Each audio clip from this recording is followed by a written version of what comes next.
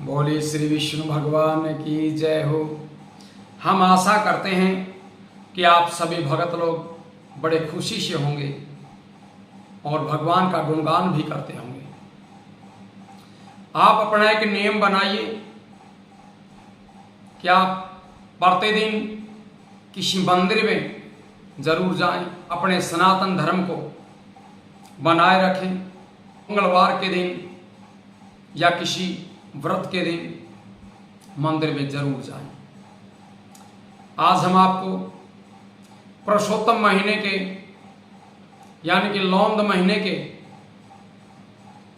कृष्ण पक्ष की एकादशी की कथा सुनाते हैं, जिस एकादशी का नाम परमा एकादशी है। श्री युधिष्ठिर बोले कि हे भगवान, आप हमें कृष्ण पक्ष की एकादशी का नाम और उनके व्रत की विधि बताइए। श्री कृष्ण भगवान बोले कि हे राजन, इस एकादशी का नाम परमा एकादशी है। इसके व्रत से सभी पाप नष्ट हो जाते हैं। इस लोक में तथा परलोक में मुक्ति और भक्ति मिलती है। इसका व्रत पहले बताई गई विधि के अनुसार करना चाहिए और भगवान पुरुषोत्तम भगवान की धूप दीप आदि से पूजा करनी चाहिए। इस एकादशी के बारे में एक मनोहर सुंदर कथा जो कि महर्षियों के साथ कांपिल्य नगरी में हुई थी, वो मैं आपको बताता हूं। आप ध्यानपूर्वक उस कथा को सुनिए। कांपिल्य नगर में सुमेधा नाम का एक ब्राह्मण रहता था। इसकी स्त्री पवित्रा, अत्यंत पवित्र तथा पति भर्ता थी। वह किसी पूर्व जन्म के कारण अत्यंत दरिद्र थी। उसे भिक्षा मांगने पर भी भिक्षा नहीं मिलती थी। वह सदैव वस्त्रों से रहित होते हुए भी अपने पति की सेवा किया करती थी। वह अतिथि को अन्न देकर के स्वयं भूखी रहती थी और पति से कभी किसी वस्तु की नहीं कहती थी। जब सुमेधा ने अपनी स्त्री को अत्यंत दुर्बल देखा तो कहने लगा कि हे प्रिय, जब मैं धनवानों से धन मांगता हूं तो वह कुछ भी मुझे नहीं देते हैं। गृहस्थी केवल धन से चलती है। अब मैं क्या करूं?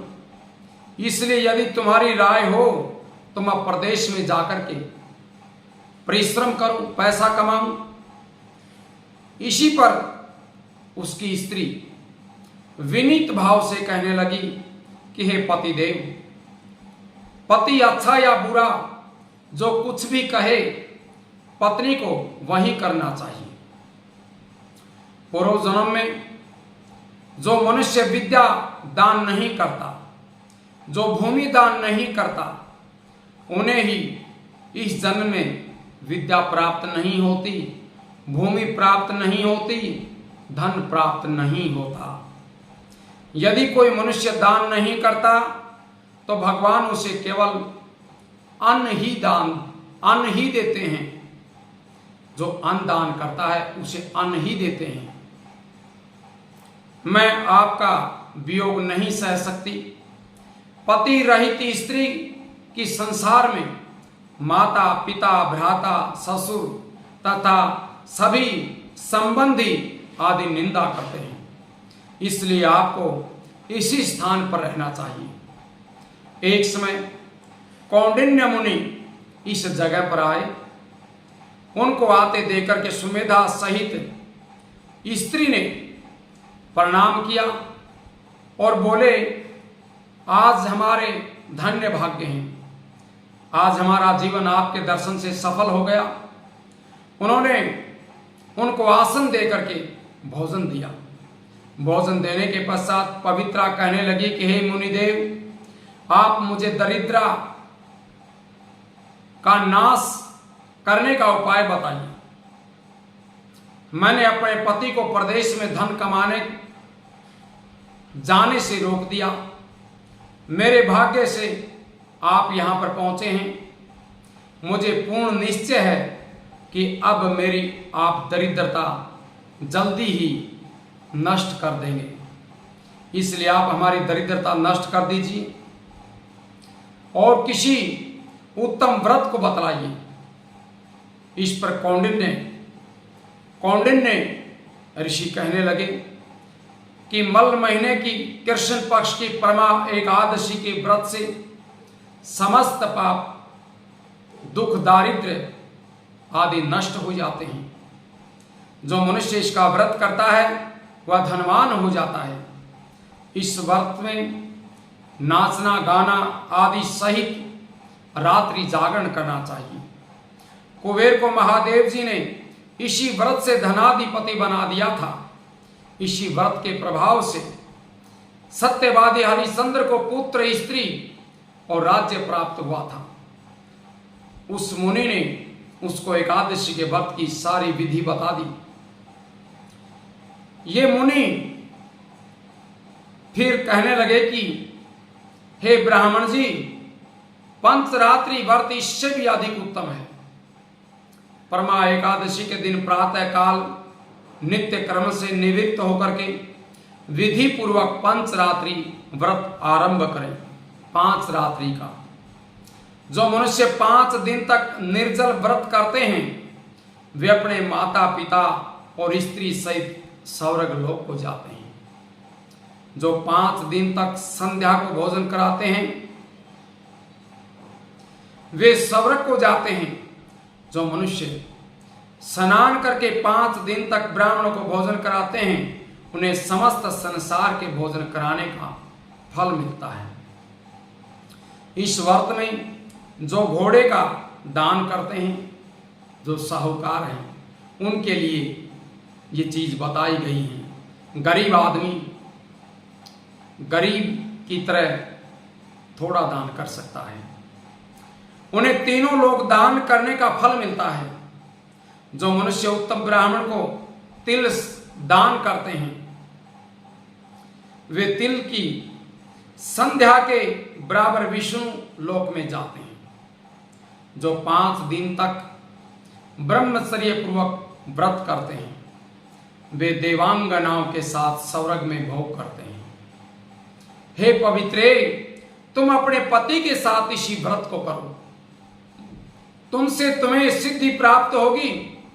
इस व्रत के करने से तुम्हें सिद्धि प्राप्त होगी और अंत में स्वर्ग को चली जाओगी। कौंडिन्य मुनि के कहे अनुसार उन्होंने परमा एकादशी का 5 दिन तक व्रत किया। व्रत समाप्त होने पर उसने देखा कि राजकुमार उसके सामने खड़े हैं। राजकुमार ने एक उत्तम गृह को, जो कि सब वस्तुओं से सजा हुआ था, उत्तम घर को जो सभी वस्तुओं से सजा हुआ था, रहने के लिए दिया। राजकुमार उसको एक गांव दे करके अपने महल को चले गए। दोनों इस व्रत के प्रभाव से इस लोक में अनंत सुख भोग करके अंत में स्वर्ग लोक को चले गए।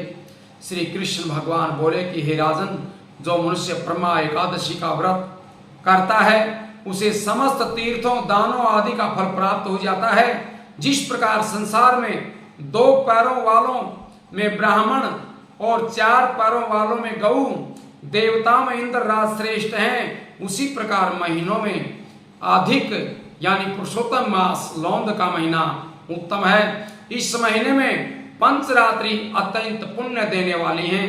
इस महीने में पद्मिनी और पद्मा एकादशी भी श्रेष्ठ हैं।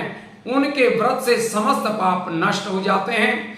दुर्बल मनुष्य को एक व्रत जरूर करना चाहिए।